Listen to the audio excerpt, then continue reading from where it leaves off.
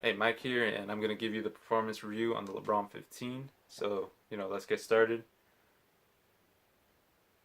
So, the thing I'm going to start off right off the bat, because I always have trouble with LeBron's knees from the ones that I played in, is the traction. The traction, as you see, there's some, might turn on the light here. All right.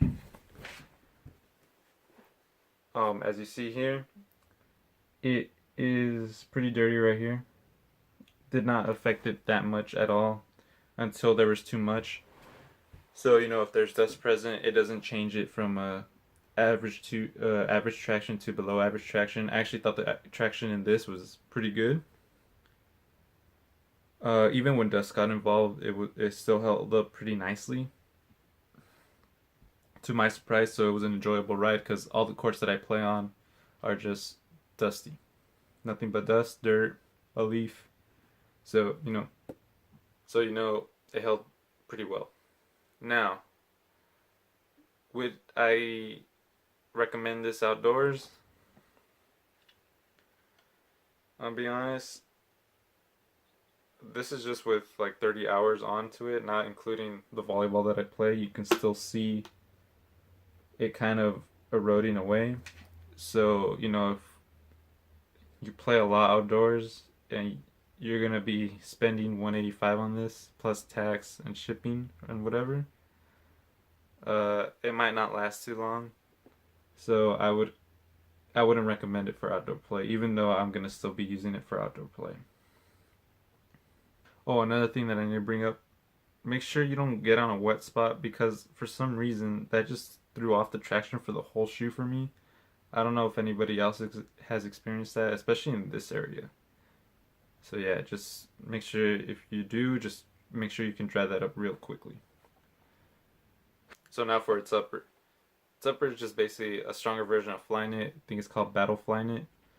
It was made to be able to withstand LeBron's style of play. I think I said this in the overview. And you can feel the portions where the pattern is quilted. You can feel that it is stronger than the rest of the areas, which is great because it does contain your foot pretty well. The breaking process is actually pretty fast. Even in the beginning, putting on the shoes really easy. You might struggle a little bit, but after an hour it gets easier, and then even after that, even easier. It moves really well with your foot actually.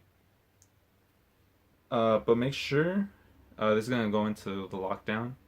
But what you have to make sure is you do tie these correctly. Make sure it's not too loose, or else you're not going to be able to experience that containment or the lockdown. You might feel like you're getting too out of the footbed, and that's what I experienced. What happened was,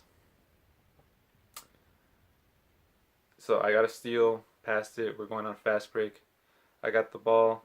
I was driving in, gonna get a contested layup. My defender was there. He was able to block me, and then as I land, I just ended up, for some reason, just feeling like I was going out this way, and then it caused me to kind of roll my ankle. Because what I did was just lazily just put it together.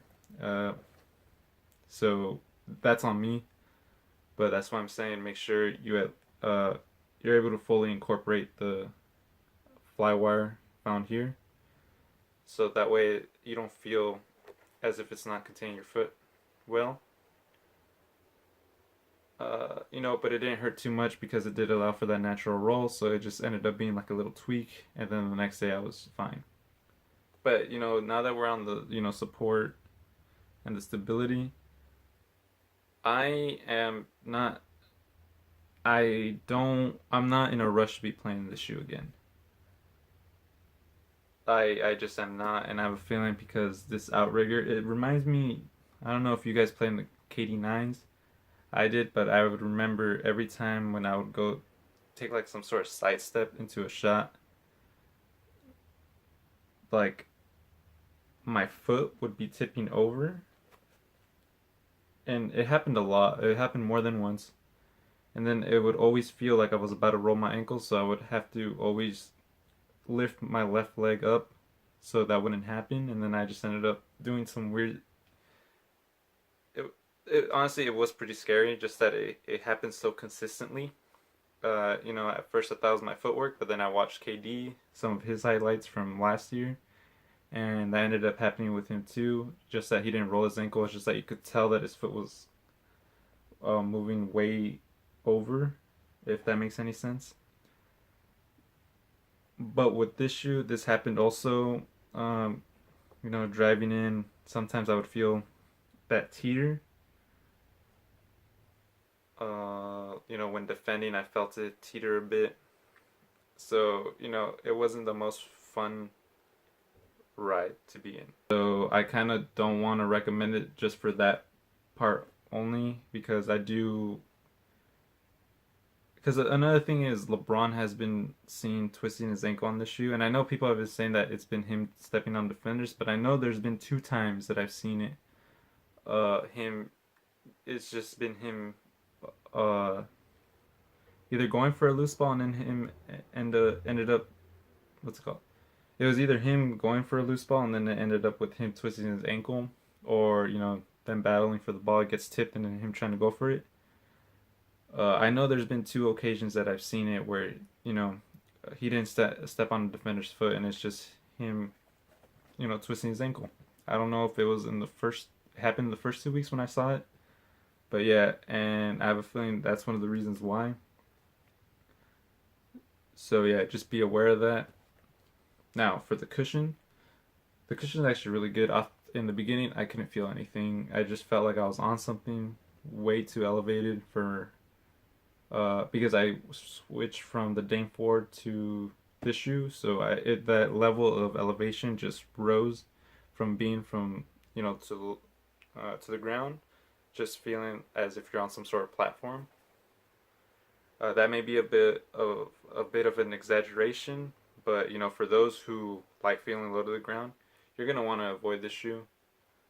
If you just want to rock it casually just for the cushion, that's different. But if you're gonna be playing in it and like you're a big fan of low to the ground feel, this one's might make you feel a bit uncomfortable. It took me a while to get used to the elevation, but after that, I was fine. It's been a while since I played in a shoe that made me feel this way. I think it was like the D-Row 7 was the last one, and I really enjoyed this. So yeah. Now, the cushion is actually really good once you break it in. I don't know how to explain it. It feels really nice. Oh, when you're going on your rebounds, when you're driving in really hard, um, you know, defending, you get that springy feel. It's kind of like a trampoline effect because you feel yourself going down, and then you get it's just like a trampoline effect. So yeah, so it's because it's with Max Air and Zoom Air put together, and apparently it's not as stiff as it was in the LeBron 10. I don't know how that feels, but I personally really enjoyed this cushion. So if you really like cushion, you can't go wrong with this shoe. Um, I think if you're a lot heavier, you're gonna feel it a lot sooner than most, because I think it took me around like maybe 2 hours to fully actually feel it consistently while I was walking and everything, not just when I was getting rebounds and all that. So yeah, so once you break it in, you feel it all the time. You actually feel it when you're walking, running, anything. It doesn't just have to be you putting in a lot of force or torque to actually feel this cushion. Oh, another thing that I forgot to talk about in the lockdown, the heel counter here and here actually does do a good job of eliminating some of the heel slippage. I actually never felt my heel get out of the shoe. I never had my shoe or my foot get out of the shoe. So yeah, it does a really good job of keeping your foot in place. The one problem I did have though is feeling as if I was going forward, and at one point I kept just hitting the front portion of the shoe. So just that's just a little aside that I personally experienced. So yeah, those are my overall thoughts. I think it's a good shoe, other than the fact on I just didn't feel too balanced on the shoe. That could just be because I was so used to feeling low to the ground, but I have a feeling it had to do more with this. because I experienced it with the KD9. So, maybe if it was a bit lower, I wouldn't have that much or that feeling of instability. But other than that, I honestly think it is a good shoe. It is a really good performer. That that instability factor, it is just too risky for me, in my opinion. And the thing is, LeBron is now wearing his Soldier 11s again, so like that's not always a bad sign. But like I don't see him slipping the way that he used to. Even though in those he ended up falling, I don't know how many times in the finals. So yeah, at 185, just wait for them to go on sale. I already see them for 25% off at certain places like Revilla or was it Fire Kicks USA or Kicks USA? So yeah, just look for a deal, and then at 25% off, I think this shoe's a steal. Just be aware of this portion. Not might everyone might not feel it. It's probably because I'm like what 5'11", 179.